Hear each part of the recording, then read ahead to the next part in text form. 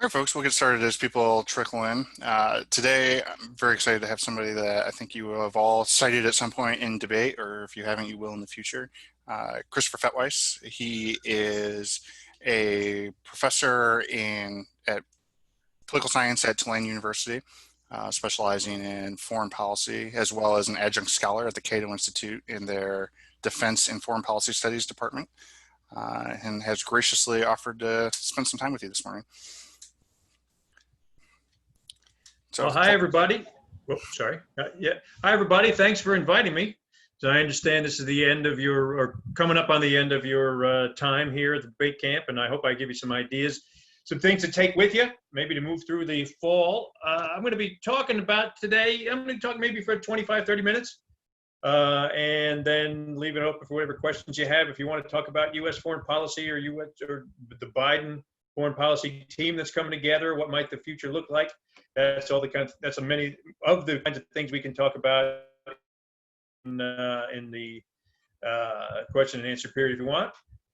But I'm going to start for now here and looking at and telling you what I think is the most interesting trend in international security right now, and talk a little bit about why it might be happening and how it relates to the United States and U.S. security and U.S. hegemony moving forward. You may have heard about some of this stuff. You may have not. As I just found out, you've had some talks from some really interesting international relations people up till now, some of whom I agree with in some things and some of whom I don't. But take a look at this map. For the first time in human history, everybody who was living on this map, at least as far as we know in human history, as far as at least the written history, everybody who lives in a country on this map is living in a society at peace. There is peace in the entire Western Hemisphere. The last war we had, this was a civil war in the Western Hemisphere, down where that star is, in Colombia, which wrapped up a long-standing civil war. The Colombians have had war pretty much since there's been a Colombia, but there's been a peace agreement for a few years now that's holding. And once the war in Colombia came to an end, this entire hemisphere was at peace. Every time I mention that someplace, somebody brings up, yeah, but what about all the drug violence in Mexico? Okay, there is violence in Mexico. There's murder in Mexico that's continuing on. But if you look at it over time, their murder rate in Mexico has dropped actually pretty dramatically just in the last few decades. So certainly over the course of the 20th century, you see the little pop up towards the right over here. That's sort of the narco criminality. But people in my business wouldn't say that's war. That's crime. That is violence, and it's a problem. And nobody says there's no problems in the Western Hemisphere. But for the first time that we know of, there's no warfare. And it's not just the Western Hemisphere. This map, you might think, a lot of people would say, oh, yeah, okay, but Western Hemisphere, Europe is at peace. The Pacific Rim, there's no warfare. There's no conflict at all. But what about Africa? What about other places in the global south? The conflicts going on in Africa right now are in these countries. The little bit bigger ones in the yellow stars with the blue, and the smaller ones are the greenish ones, smaller conflicts. But that represents the most, and so there's still conflicts happening in Africa, but that represents the least amount of violence that we know of. A couple of those conflicts that are going on are under peace agreements, tentative ones for now, but they're still continuing on. Africa actually is experiencing the most peaceful period that we know of in Africa, at least that we have historical records for. We are down here. This is actually a few years old. This can be extended out to here. Now we have less conflict going on in Africa now than we've ever had before. People don't really hear about this stuff. The Trump era and the virus have not been able to disturb or affect the overall global trends. We are living in, and you guys are coming of age in, a golden age of peace and security. Now, you don't hear about that. If you turn on the media, you listen to anything, you hear about the violence that's going on. There's an old saying in the media, if it bleeds, it leads. So there's all sorts of talk of chaos. This is the worst period ever. You can hear any number of people saying, this is the worst time we've ever had. Well, maybe for viruses it is, and quarantines and various other things, and for reality TV. But what we don't have is warfare. We don't have conflict. We are living in a remarkably peaceful time, and it's not just interstate war. You may know about some of these statistics. You may not. The mass killings or genocides or crimes against civilians have dropped like a rock since the end of the Cold War. Interpersonal violence, when we're talking about homicide and rape or murder over the bottom graph, there's murder over time. All measurable kinds of violence when you're talking about ethnic conflicts, civil wars, coups, and of course regular interstate wars are at all-time low levels. Discrimination against minority groups is something we can measure.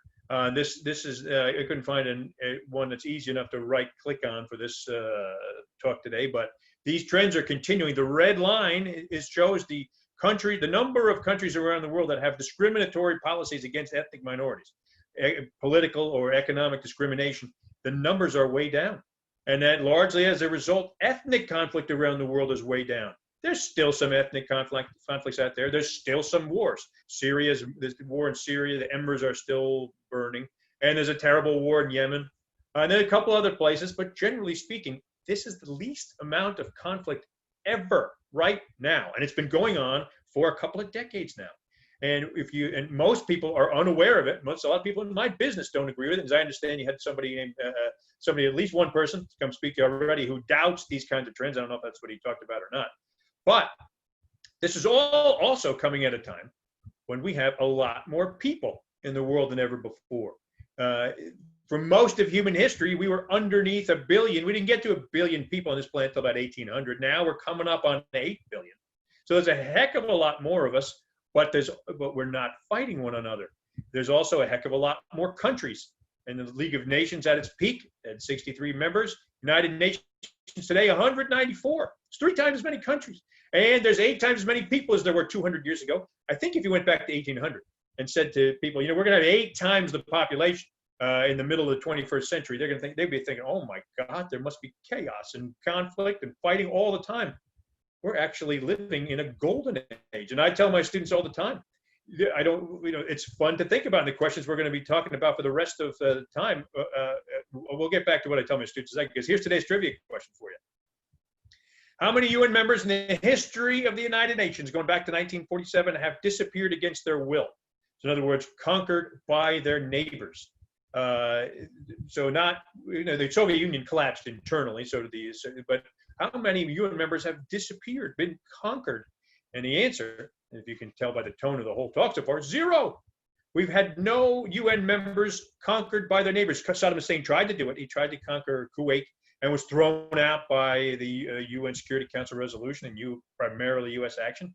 But overall, in the world today, we don't have conquest anymore. The smallest states are as safe as the biggest ones. If you're in Belgium or Bhutan, you are just as safe as you are the United States or France. This is not how most of human history has existed. Most of the time, there have been wars, pretty much constantly, especially by the great powers, who would absorb smaller powers.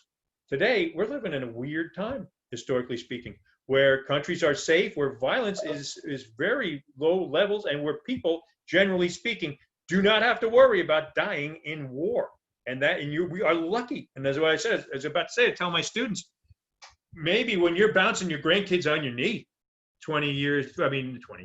60 years from now, you might say to them, in my day, we didn't have warfare. We didn't have conflict. And we didn't really appreciate it. We thought we were sort of spoiled by this. And now you kids have to deal with war that has come back. Maybe war will reemerge. Maybe will reappear. Or you might tell your kids, in my day, we still had these things called wars where people, for some reason, young people would listen to old people who told them to go out and kill other young people. Isn't that crazy? And we'll think of warfare maybe just the way we think today of slavery. Is a totally weird, human, but ubiquitous human. We got a question here. What do you think about Yemen? Well, we'll get to some questions as things go on, but if you have questions, it's not going to throw me off too much. Yemen is a terrible conflict that's still continuing. We have a couple other ones too. We just have less overall than ever before. Everybody who is a professor presumably thinks that if they're worth their salt, they think that their subject's the most important one you're going to study. I happen to think this is the most important subject you're going to study, and maybe the most important questions in human history are these two. Why is this happening, and how long will it last? Are these peaceful trends, which we don't notice? We talk about, oh my goodness, what's happening in the South China Sea? The Russians are paying people to kill Americans. Between 1 and 2 Americans are dying in Afghanistan every month. It's not particularly a big war going on now compared to other wars, compared to any time in the past. You can think, as some people do, that this is really bad. We're living in a really bad era. But in order to do that, you have to forget about all the other eras that have come before this. This is an extremely stable time. Trump hasn't been able to break those trends. So far, the virus hasn't been able to break those trends. What will? So the questions that I'm going to spend a little time talking about, why is this happening? There's a lot of people who have been in my business trying to figure it out. Because if we can figure out why it's happening, then we might now have some idea, some insight into how long it might go on for. And the first potential explanation, somebody has already, see, Mr. Harry has already guessed. Some people have said maybe nuclear weapons. Maybe at least the strongest countries, the possibility of victory has been essentially removed, meaningful victory has been removed from warfare. There's no point in going to war if you know you're going to lose. You know you're going to be destroyed.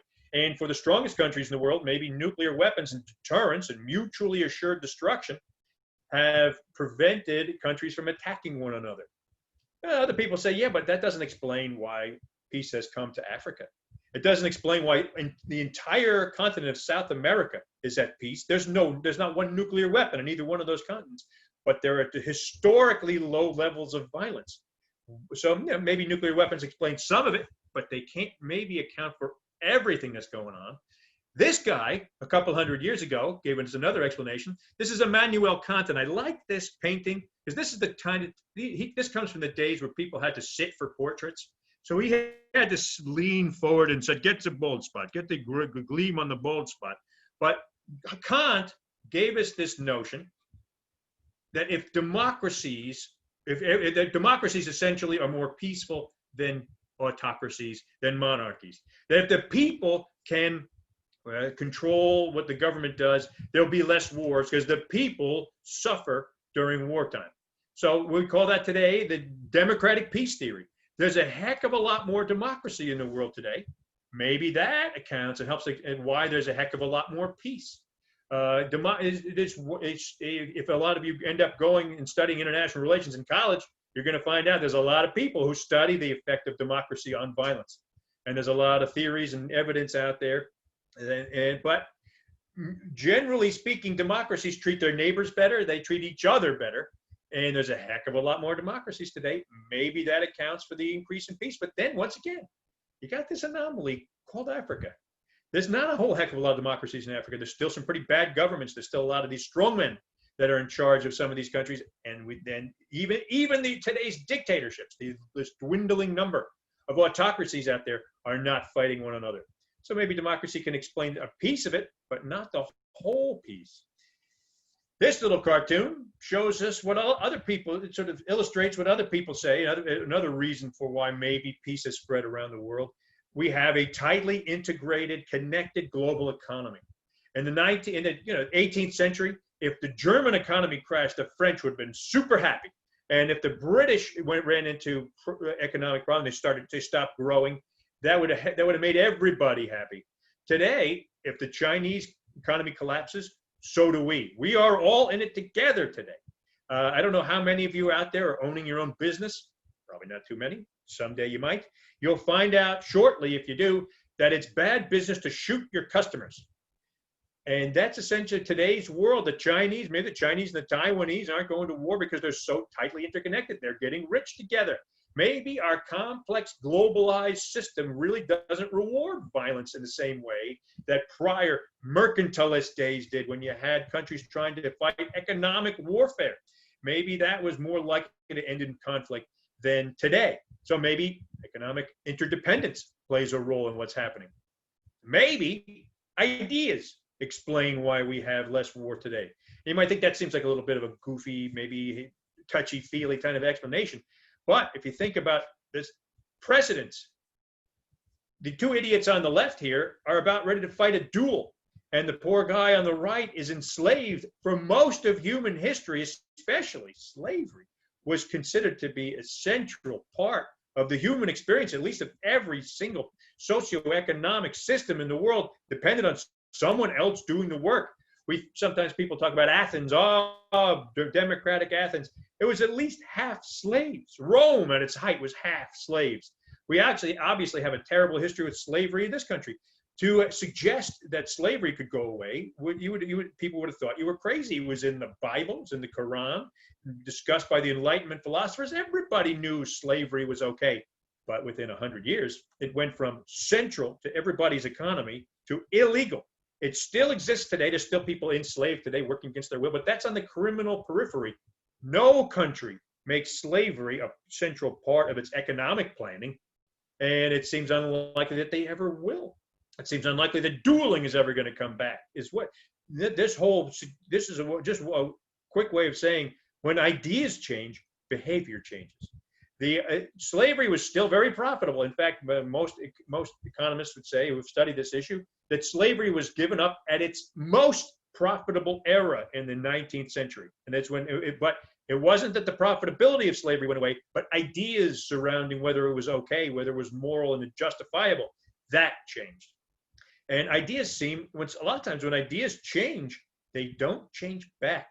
Maybe colonialism will come back. Maybe dueling will come back. Maybe someday people will think, you know what, we need again? Slavery. We need to get some people to work for us for free. It just seems unlikely. Well, a lot of times, most of the time, when ideas move in progressive liberal directions, and I don't mean liberals like liberals and Democrats and conservatives, I mean sort of classically liberal, philosophical liberal directions in ways that recognize the dignity of the individual, they rarely change back. Could warfare be moving in that direction? Could we have essentially decided that not too many things are worth killing for and dying for? In the same way we've essentially decided as a planet that it's not acceptable to keep people in chains and have them do our work. Maybe so. For the first time, we at least have the idea that maybe it could be true. Maybe we've seen the last of the great wars. Maybe we'll still have war on the criminal periphery, just like we have slavery on the criminal periphery. We have Yemens and Syrias. We have thugs and terrible little sort of militias out there causing problems, but we don't have countries going to war anymore. Maybe we have moved forward. The final potential explanation for why war is going away is the one that involves us. What we're looking at here is something the United States military calls the Unified Command Plan. It is the way that the military divides the worlds into what they call areas of responsibility. Every one of these colors on the map is run by a U.S. 4-star general or admiral. The AFRICOM has a general that's in charge of all of the U.S. troops inside Africa. Same with EUCOM. He's in charge of any U.S. troops here. No other country does this. No other country. The most active one of our combatant commands, as they're called, or PACOM or Indo-PACOM today, and Central Command right here. No other country splits the world like this. And some people say this looks a lot like a map of empire. Maybe the United States power, which number one makes some people pretty nervous, but maybe it is that the United States has been providing security for the world and keeping peace and maintaining peace. Maybe it's not a coincidence that when the Soviet Union collapsed, the United States became the strongest country in the world, and we are essentially playing the role of the world's policeman. It goes back to an old theory, and it hits you a little bit of nerd speak here. One of the theories is that what we call in the business hegemonic stability theory. Rome was able to bring peace and stability to the Mediterranean for more than 200 years. And better than before or after, never had the entire Mediterranean under one leadership since. The Brits, especially at sea, brought peace and stability during the 19th century. They sometimes called Pax Britannica, just like the Roman era was called Pax Romana. Could we be, and essentially today, a Pax Americana? Could U.S. power essentially be bringing peace and stability to the world? I'm sort of skeptical of this notion. I think generally speaking, when you have, if you to continue the metaphor, if the U.S. is playing the world policeman, you do have police brutality too that tends to backlashes. But there's a lot of people studying this too. I mean, granted, how much real influence does the police have in Africa right now or South America? We could have a lot of countries go to war with one another. The United States is not going to step in. Ethiopia and Eritrea fought one of the last sort of classical interstate wars with one another. And both countries looked to the U.S. to try to have mediation, but they both knew we weren't going to be interfering and sending troops to stop the warfare. So how much are we really policing? I don't know. It comes with the great questions of U.S. power. If you believe that the hegemonic stability theory is bringing peace to the world, then continued big U.S. defense budgets make a lot of sense. But if you believe that we have essentially nothing to do with it, that we don't have much going on, then and our power is a sort of what we call epiphenomenal, existing alongside U.S. power, it's alongside peace. To continue that metaphor before, maybe the United States is policing a safe neighborhood, and then nothing's going to happen anyway. We just have a lot of cops floating around for no reason. Then we could say we could cut back our military spending and our forward deployments and see what happens. This seems to me to be a pretty interesting topic for, I don't know, future debates. I was going to suggest it for debating for you guys coming up, but I understand camp is wrapping up soon. But why this peace is happening is a very important question that we got to get right. It has some tremendous policy implications. I used to love this, and still do love this phrase. When I first started teaching, I was teaching at the Naval Academy, and a midshipman says, with great power comes great responsibility. And I teach a lot of U.S. grand strategy classes. We talk about our foreign policy. And I thought, wow, that's great. It must be, maybe it's from the Bible. I don't know, Churchill. I don't know. It turns out it's this guy. It's Peter Parker's uncle in Spider-Man. As he's getting out of a car, said, Peter, with great power comes great responsibility. I thought, oh, well, that just kind of took the shine off it a bit for me. It wasn't as cool. It turns out Voltaire said something similar. So we'll just go with Voltaire. Because U.S. grand strategy and U.S. policy choices going forward will have an enormous effect on the stability of the system and the length of time that the peaceful trends continue. The most powerful members of any system get to have a large say in determining the rules for that system. And the most violent member of our system so far in the last couple of decades has been the United States. We are the only ones that have we've been attacking countries all the way around the world. We continue to attack the Iranians. We are the ones, and if you're a believer in hegemonic stability theory, yeah, that makes sense. Sometimes the cop has to make examples of countries. You don't have to pull over every car on the highway to get everybody to slow down. Make an example of cars sometimes. Everybody else is going to slow down. Whether or not we control the command of the commons. And you may have heard this phrase before. People who believe in hegemonic stability theory say the United States is essentially providing the stability and security for trade, for the economic growth around the world, especially the common areas, the common parts of the world where nobody owns, like the oceans and the atmosphere. And the United States is the one, the U.S. Navy provides that security. If you believe that's true, it makes sense why we have 10 super carriers, whether the biggest level of aircraft carrier in the world. We have 10 of them. One is being repaired. The rest of the world combined has 0. The rest of the world combined other countries have smaller carriers. The Russians have one smaller carrier, which has to be tugged by tugboats. It can't go anywhere by itself, and they're going to scrap it.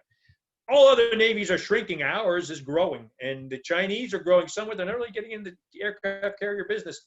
But maybe that spending makes sense if we are providing the security for the world. Maybe, too, we are victims of what psychologists might say. Maybe this is the illusion of control. Maybe we think we are controlling everyone else. It's generally speaking true that people believe that they have more control over the choices of others than they actually do.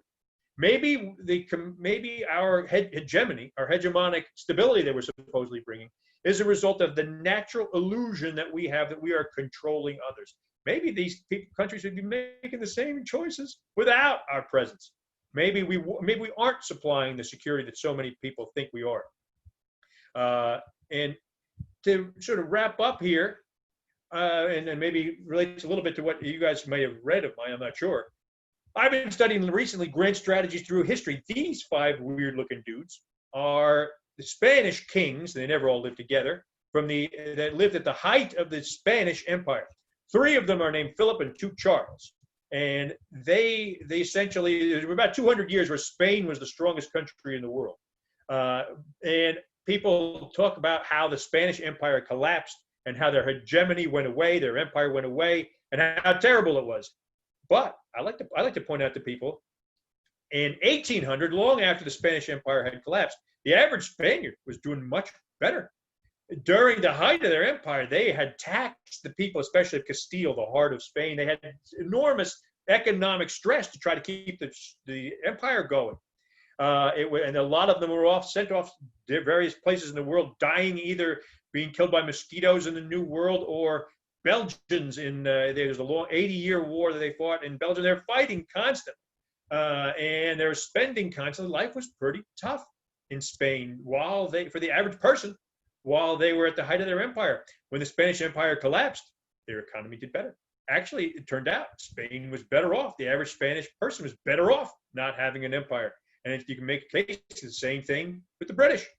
The British Empire, when it collapsed, it might have hurt their pride, but the average British person might not have noticed. The only thing that might have changed in their lives is that they had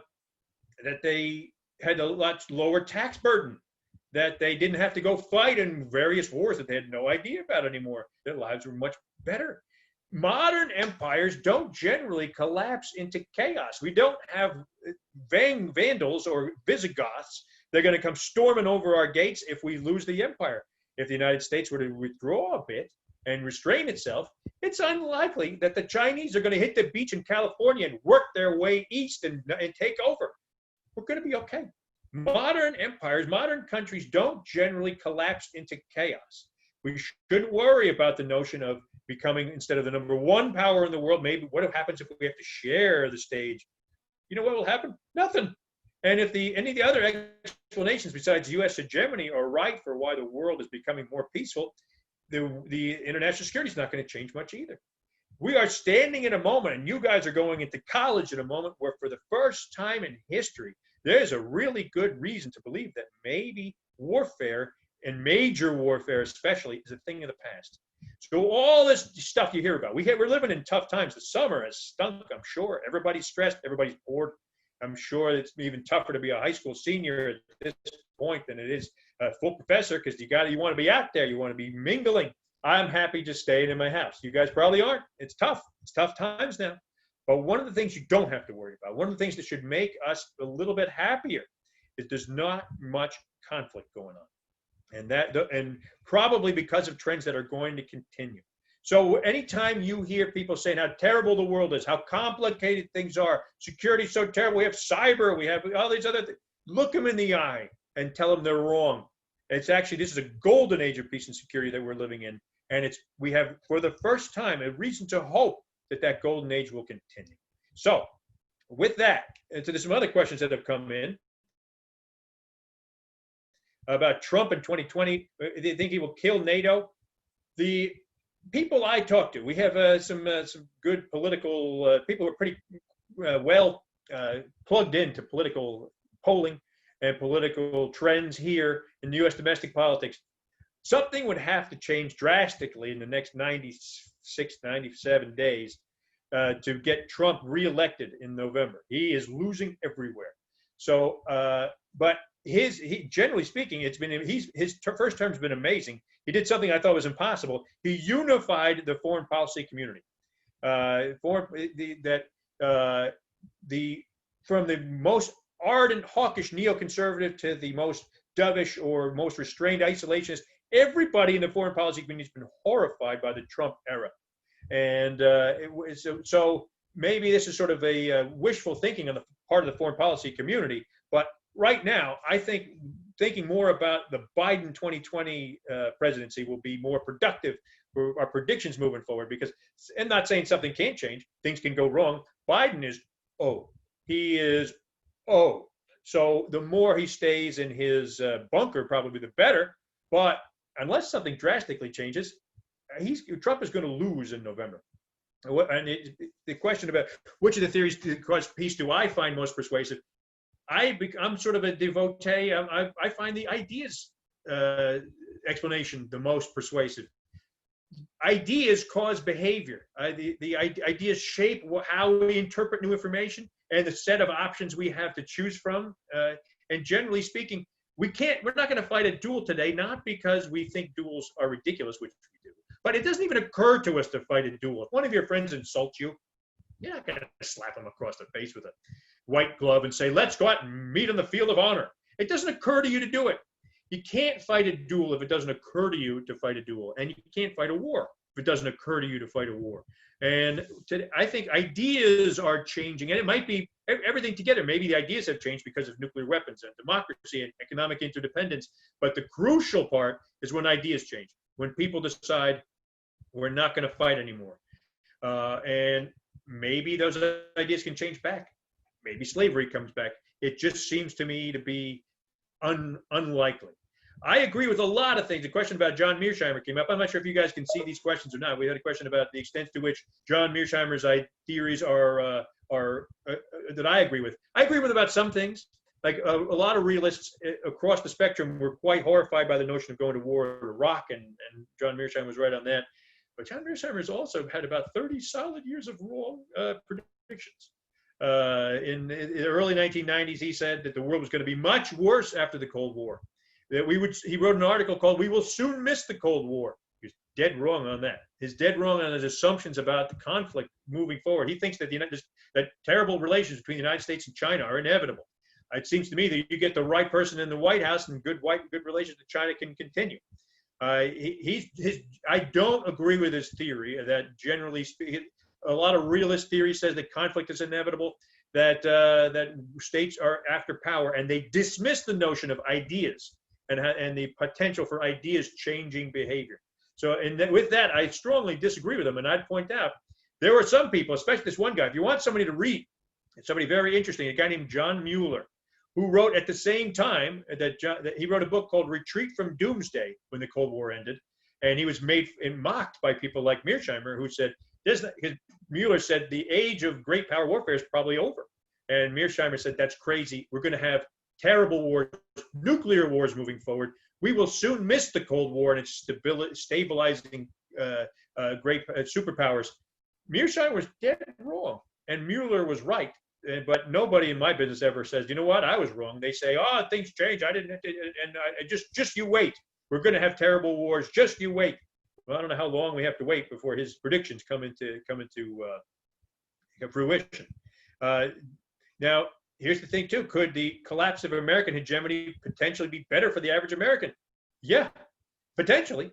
If it's true that our security isn't necessarily dependent upon the amount of money we're spending on, the enormous amount we're spending on defense, $740 billion is what we're going to be spending in the request for our defense budget this year. But that doesn't include with a sneak other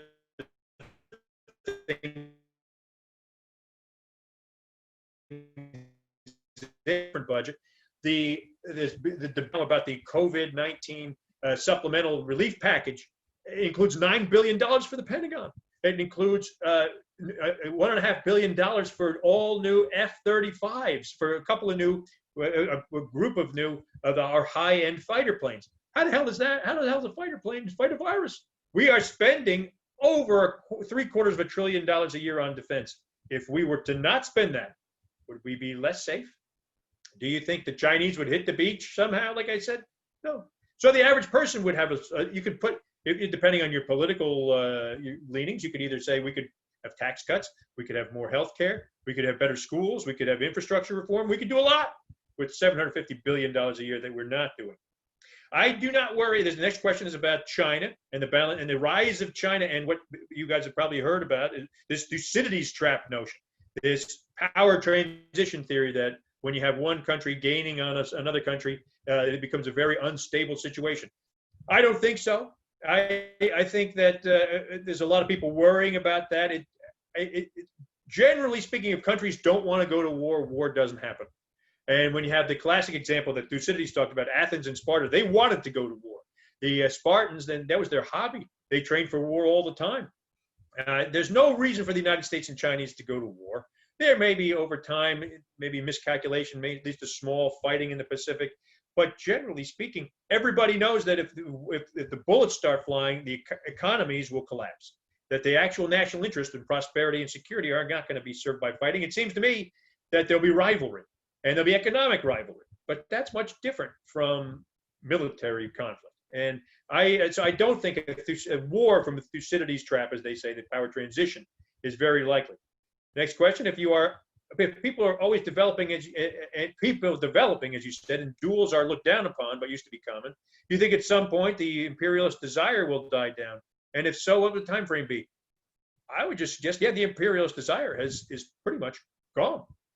When you compare it to any other time in human history, for most of human history, it was naturally accepted that countries would expand as much as they could. Empires were natural, that there was essentially a law of nature that said as soon as countries are strong enough to conquer their neighbors, they do it. We don't see that anymore. Empires are, generally speaking, gone. People talk about the United States having a neo-imperialist. I don't buy any of that. I think the U.S. power is much different from Roman power and much different from the British Empire.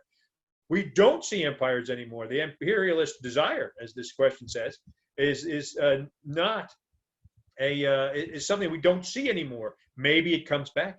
Maybe countries decide eventually, you know what I'd like to do? Conquer Mexico.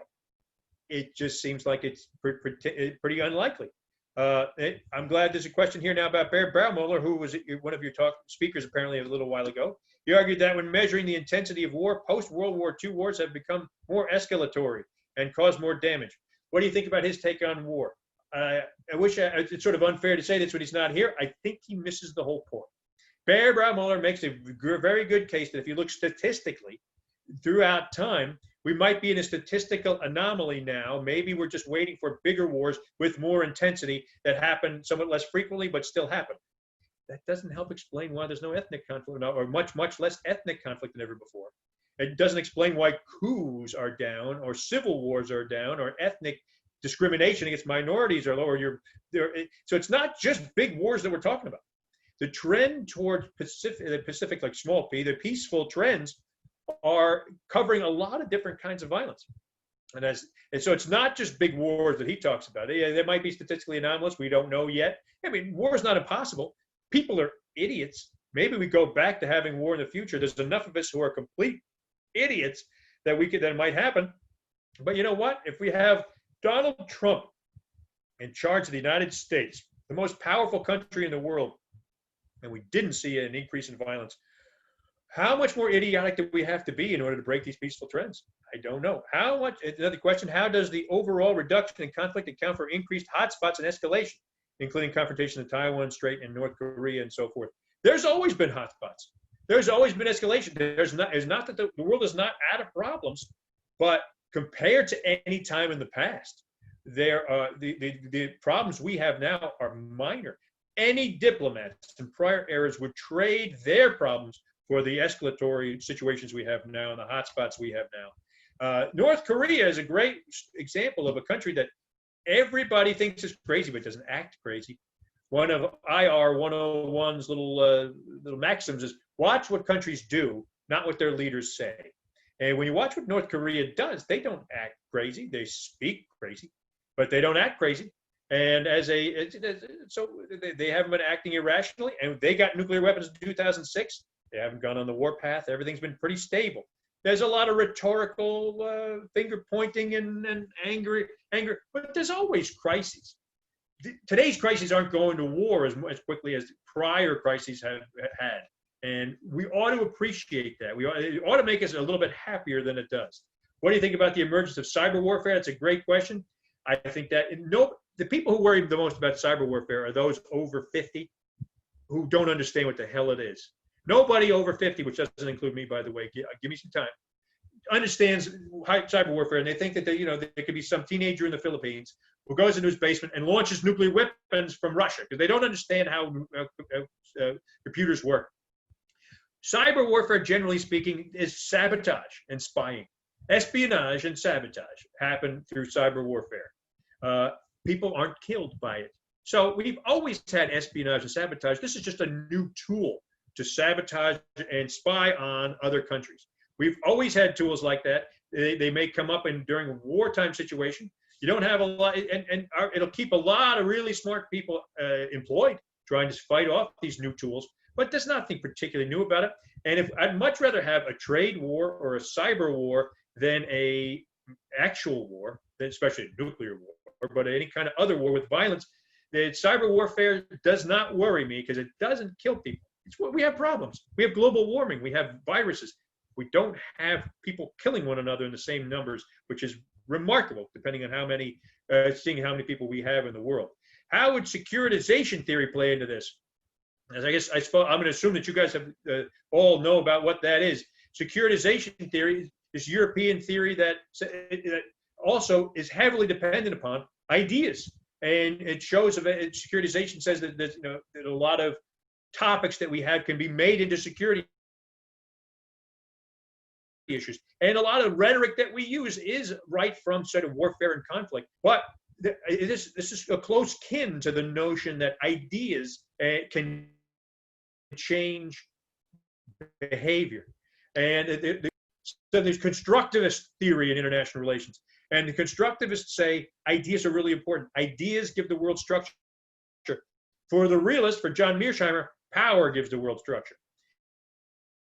And yeah, for the constructivists, you say, yeah, sure, we understand power, but ideas are what drive human beings. And human beings are the ones that are making the decisions that we call politics. So securitization theory is directly related to a lot of this and becomes important when we recognize the importance of ideas. What do you think of defund the police? Well, it's a little afield, a little bit outside of, but it's an important topic now. And it shows that just because we have a decrease in conflict doesn't mean we have a decrease in problems. We still have a lot of problems. We still have enormous problems inside this country. And I would suggest, too, if we were to pull back on some of our international commitments, these are the kinds of things we could pay more attention to. We could pay more attention to the situations that are roiling in our cities and our streets and in our communities, whether or not we should defund the police. Generally speaking, that sort of rhetoric, I think the quick answer is I think that's a bad slogan. Reform the police is what everyone is talking about. What everyone really means when they say that. So defund the police maybe is something that immediately creates the kind of opposition that could have been avoided by the movement strategically. I like to think strategically if they had picked a different name for it. And doesn't cyber warfare have the ability to hurt a country in the long run? Yeah. Oh, yeah. Sabotage always has the ability to hurt a country. Same with espionage. The Chinese right now are having big problems being thrown out of places in front of everything from the consulate in Houston to their companies aren't going to be able to. Huawei is not going to be able to participate in the 5G revolution in Europe anymore. That's because the Chinese have a really good, well-earned reputation for cyber and just straight-ahead corporate espionage that they've been trying to spy on people, and that is that's going to be a problem. So cyber warfare is an issue, and we're going to need a lot of smart people to help out. But keep this in mind too. One last thing about cyber warfare: we do a heck of a lot more of it than anybody else does. We have a cyber command. We spend more on cyber warfare. But one person once told me, who was in the cyber command, he said, the Chinese and the Russians do a lot of it, but we're better because we don't get caught. The Chinese and the Russians get caught. They're not as good as we are. Is war still possible through miscalculation? Absolutely. War is still possible. But miscalculation and misinterpretation leads to a lot of warfare. Actually, today's communications make miscalculation a little bit less likely. Even as recently as when 1960s, Kennedy couldn't talk to Khrushchev. The U.S. president couldn't talk to the Soviet premier during the Cuban Missile Crisis. Today, President Trump can pick up the phone and talk to his buddy in the Kremlin. Miscalculation is still a big threat for warfare, but it's actually a little bit less likely because of modern communication. We understand what's happening more. So war is possible, but it doesn't happen by accident. And today, generally speaking, countries don't want to have war. What are your thoughts on Walter Russell Mead's arguments about humans recently acquiring the ability to destroy their own country? Walter Russell Mead, in my opinion, sort of lost his marbles with 9/11. He wrote some great books with 9/11, but there was a turning point where he went from what we could have a Jeffersonian, so somebody's interested in restraining U.S. power, to what we consider sort of a neoconservative Jacksonian, wanting to go kick butt around the world today. And the turning point was 9/11. theoretically for him, I'm afraid to say. And I don't think much of his notions about how the world is more dangerous than ever today. Yeah, we have the ability to kill everybody in the world, but we also have the ability, for some reason, we're not doing it. So unless we focus on the threat and the fear, we lose sight of what's really happening. So the quick answer to that is I'm not very persuaded by much he has written since 9/11. I'm sorry to say. Can terrorism destabilize barriers to conflict? Yes, yes, but we've always had terrorism. Terrorism has been with us for a long time. 9/11 caused the wars in Afghanistan and Iraq, but didn't cause global trends to change.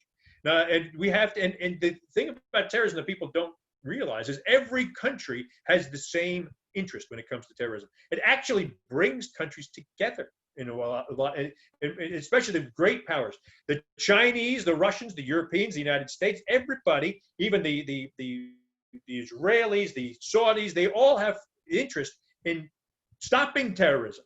So we have some level of intelligence sharing. We have common interest, just like we have a common interest in keeping the trading system going. We have a common interest in stopping terrorism. So as much as it can spark trouble between countries, it can also spark actually cooperation and integration.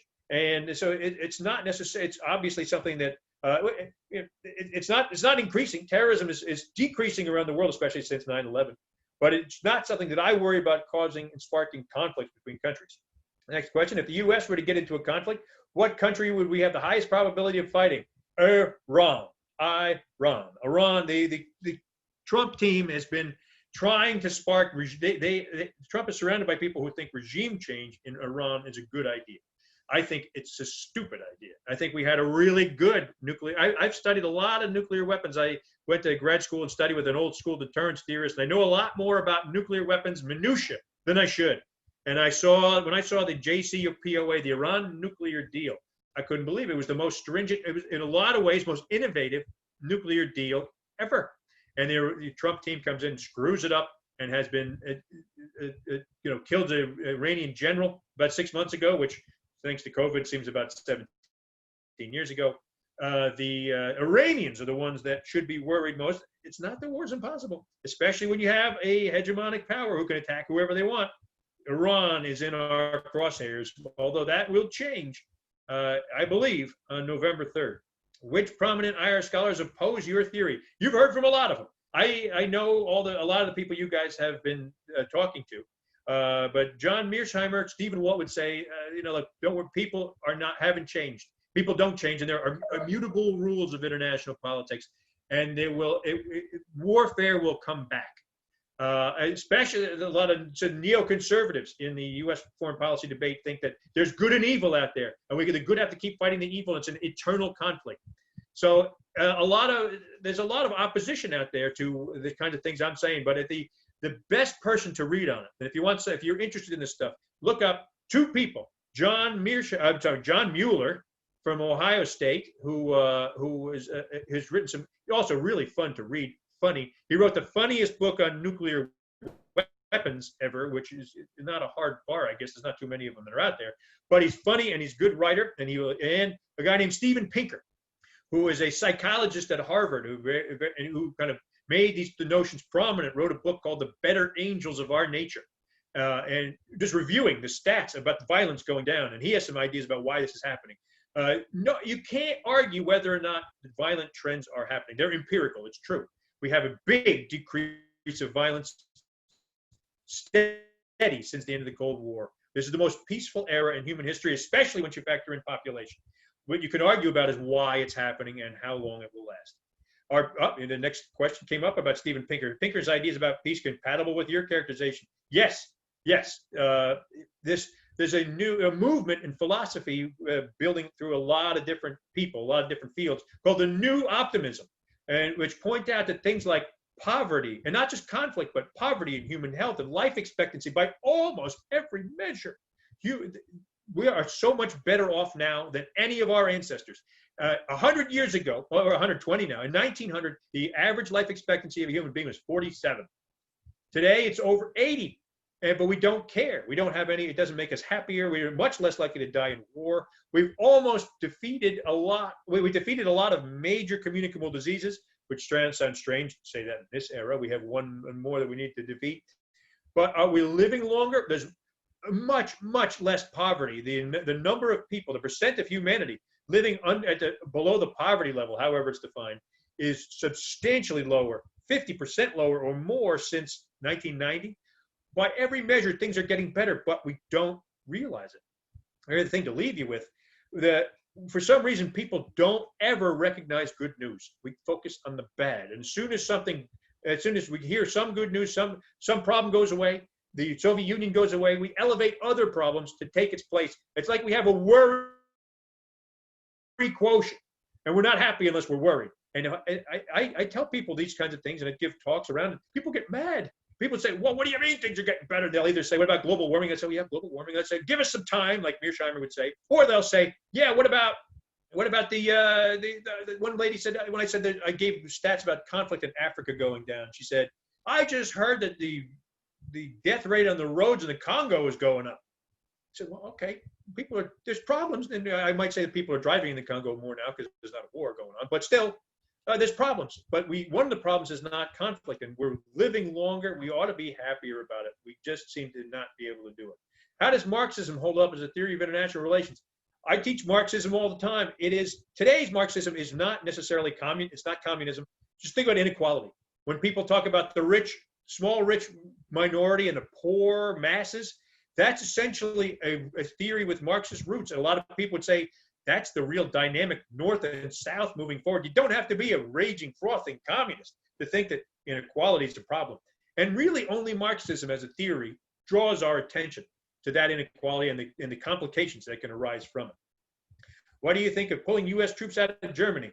Irrelevant, generally speaking. Most of them are not coming home. Most of them are either moving to Italy or moving over to England. And a lot of times, Trump says stuff, takes everybody by surprise, and nothing happens.